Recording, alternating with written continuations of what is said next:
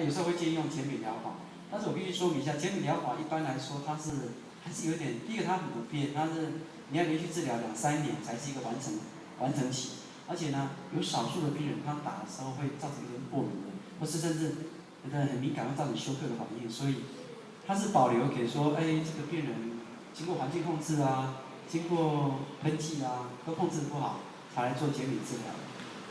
它一般来说，而且它要发生效用，可能需要6个月到1年才会看到效用，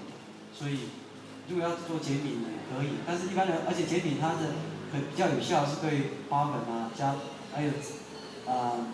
尘螨跟霉菌的这3种特别有效，所以这个要专业医师来给你建议啦。一般来说，如果症状不是很厉害，或是不是控制不下来，是不需要做减敏。而且呢，谈到说食物跟那个过敏我们很多空气污染我们是能做有限大家都活在这边，大家一起分享这些空气，所以改善有限。当然有，上次像 Carol 就问我说我的小孩子过敏在台湾怎么治都不会好的，他到加拿大就好了。这个我承认，如果有人到空气比较好的地方，就有明显改善，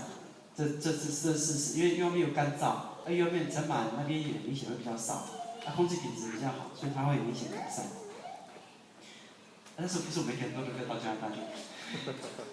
然后，所以我们做事你就避免油炸食物，这个是有确认的，因为是皮肤不好的人，我上次因为我有点干血的问题，然后所以那个皮肤科医师就建议我说不要吃油炸东西，不要吃。的确，如果说因为是油炸还不只是油炸，还高温烘烤，所以那两东西讲大家说给外，我个人是建议不要。很好吃可是不要了，因为那个也是高温。只要所有的油品，我比较诚恳的建议，如果大家爱惜自己的生命的话，你最好吃的食物都不要超过100度，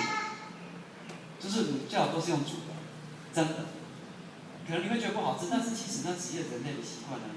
如果你想要吃那个，因为那种经过高温处理以后，它总会产生一些会让人体过敏，还有包括需要你去分解解毒的东西比较多。干嘛把这东西吃进来，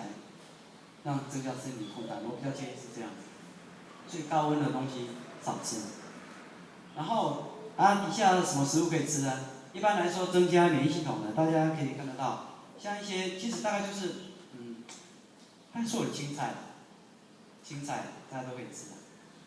包括说鱼的话，一般是远洋鱼会比较，它这边远洋鱼的鱼油里面omega 属率会偏高。会比较好它有 DHA、EPA， 这个都是比较抗发炎的一些脂肪酸，会比较好。然后还有包括比菲德氏菌，可能有人等一下会兴趣问到这个，因为它主要是，因为这是属于对人体比较有益的细菌那我们人体不健康，常常，比如说我会过敏，常常是因为我的肠道的细菌其实也是不健康的菌会偏多所以它补充一些益菌。尤其是在小孩身上，可能会比较看到效果。那还有哪些食物可以吃比如说比较能够补充维他命 A 的，比如说胡萝卜番茄，大家都知道这是一个比较健康的食物。然后其他抗氧化物，大家有的时候适当补充一些，因为是有些如果我们在外面，我们食物也没办法选择太多就在外食我又很忙你补充一些维他命 C 维他命 E 维他命 B，可能也会有些帮忙。因为这是人体在抗氧化的过程里面需要帮忙的一些维他命，然后喝绿茶啦，然后或是维他命 C 比较高的，像芭乐啦，或是一些可能或是包括奇异果可能会帮忙。这是食物方面的建议。最后又谈到说运动，那个有的人都会说你过敏就需要运动，我也是赞成这样子因为运动观察好像。在有些人身上就会有一些效果，可是我就去搜取那个一些资料，就统计一些资料，如果一搜取就很不幸的，我就没看到运动对他有帮忙的正面资料，所以大家能看到有点失望说，没有。但是我要讲一句话，那个现代医学它还没有证实东西，不代表就没有了，所以大家不要太悲观。但是运动虽然说，他觉得说运动。对过敏没什么帮忙，但是只是这些，但是大家看一下，那个过敏跟气喘跟那个肥胖是有关系的。他们在肥胖的，好像在小孩子身上，还有观察，肥胖的小孩子他的过敏的还有气喘比例是有偏高的，尤其是中广型肥胖型，浪头这种型啊，所以因为那肥胖可能会，因为我们现代人肥胖常常代表一个意思就是说，我们吃进去很多，我们周遭里面就比如说我们如果吃到一些油炸的东西不好的话，它最容易存在的是我们的脂肪组织，有可能是那些比较不好的化学物质藏在我们的脂肪里面，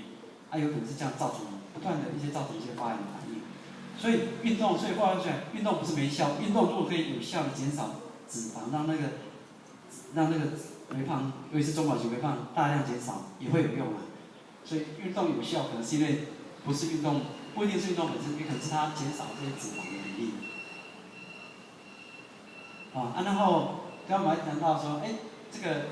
在一些网站上面，像这个网站里面有提到一些，这个网站我觉得蛮不错，它是把所有的，除了我们西医的疗法里面，它把所有的一些另类疗法，包括瑜伽，包括你的洗鼻子包括食物，它都把它列在里面，有益的，它那个有益的资料，它把它列在里面。那另外一个陈俊旭医师写的书，他说抗发炎的资料，我认为也是有帮忙。因为我们常是我们现在很多问题是因为来自于发炎，大家可以注意到很多疾病都是来自于发炎，包括自体免疫性的问题，甚至癌症的产生也都是来自于发炎，先发炎后，接下来才是变成一些不正常的一些细胞产生。所以，吃一些我们选择食物，选择一些比较让人体不发炎的话，可能会对人的健康是一种正向的。顺便就自己广告一下，因为我们想组一个读书会但是第一篇想要提那个，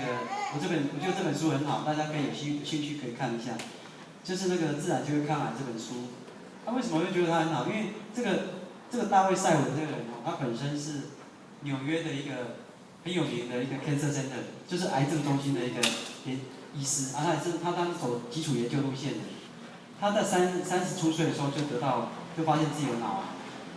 癌，结果他把他这十几年来的那个他收集到他的抗癌的过程，把它收集出来。因为他们是属于那种有名的那个癌症中心的人，所以他们找的东西都是一定要找有证据的东西，他才提出来讲。这本书里面，他谈到的是说，如何从食物方面，哪些食物的选择，然后从生活方面，包括说，有的人会选取用静坐、气功，有没有什么正向的？然后包括心念方面，心念方面最常提出来讲，就是有关于绝望无助感。大家可以慢慢体会，那绝望无助感会让人的免疫系统的那个对抗外界能力大量下降。所以它是一个很全面性，而且他找的资料都是有根据的，所以这本书很好。如果有兴趣参加读书会跟我讲，或者是说有机会的话，我是很乐意来跟大家分享一下这本书，因为我觉得他这本书里面讲到说，如果从生活中全面的去减少身体的发炎，然后我自己有感触的是说。现在你的发炎可能是一种很多样的表现。有的人肌肉酸痛一直不会好，其实也是一种发炎反应。那现在你的自体免疫性问题很多皮肤过敏也是一种发炎反应，肝炎也是一种发炎反应，红斑性狼疮也是一种发炎反应。包括那个癌症跟发炎是有关系。所以，如果说我们可以让我们身体处在一个比较平衡的状态，比较不会发炎，这是一个很好的。他这个又对这些东西他做了很多很有证据的搜寻，所以这本书很好。如果有机会的话，也是愿意跟大家一起来分享这本书的内容。这是也是一样，这是那个在那个墨尔本的城市的天空是很漂亮。我想就先讲到这里好了，因为讲太多大家会觉得太累了。